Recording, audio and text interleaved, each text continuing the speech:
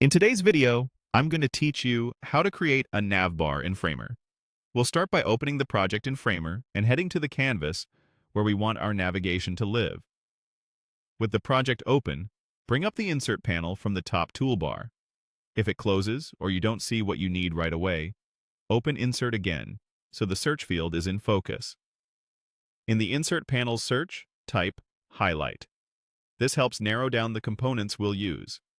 Switch to the Basics category to make sure you're looking at Framer's core building blocks, then select the Highlight option that appears. If you see a preview or multiple results, pick the Highlight element again, so it's added to your canvas, positioned near the top of the page where a navbar belongs. With the new element selected, open the Position section in the right-hand Properties panel.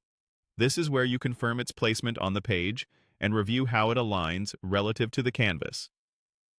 Next, open the Navigation section for this element. Here you can manage layout and content for your links. Switch to the desktop breakpoint so you're customizing the version users see on larger screens. Click into each of the text fields for your menu items to edit their labels. Work through them one by one, keeping names concise and consistent. If you switch views, return to desktop and continue updating any remaining labels until everything reads the way you want. Now add interactivity and structure. Click Add. In the Properties panel, then open Triggers. This is where you define how your navigation responds to user actions. Choose Edit Component to enter the component's editing mode, which lets you adjust parts of the navbar in isolation. Inside the component, select the highlighted elements in sequence. Start with the main nav container, then move to the logo or brand area, the link group, the active or highlight indicator, and any call to action button if it's included.